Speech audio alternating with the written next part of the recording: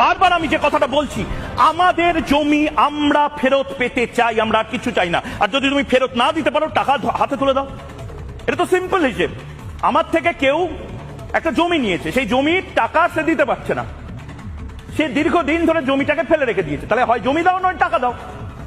এই হিসেবটা বুঝতে মোহাম্মদ ইউনূসের সমস্যা হচ্ছে কেন? নোবেল টোবেল পেয়েছে তো, মোহাম্মদ ইউনূস নোবেল পুরস্কার পেয়েছে তো। আমি এবার কয়েকটা ছবি দেখাবো। ঢাকা শহরের মতন 6টা ঢাকা আসলে মোহাম্মদ ইউনূসকে দিয়ে দিতে হতে পারে। দেখুন, ঢাকা জেলার আয়তন মোট 1667 বর্গ কিলোমিটার, 1463 বর্গ কিলোমিটার মতন। হিন্দুদের জমি 20 লক্ষ একর, অর্থাৎ 6 গুণ প্রায়, মানে 8094 বর্গ কিলোমিটার, 8094 বর্গ কিলোমিটার জায়গা হিন্দুদেরকে দিতে হবে। সুতরাং সেই হিসেবে 6খানা ঢাকা, এই যে ঢাকার ম্যাপ, একটা ম্যাপ, দুটো ম্যাপ, তিনটে ম্যাপ, চারটে ম্যাপ,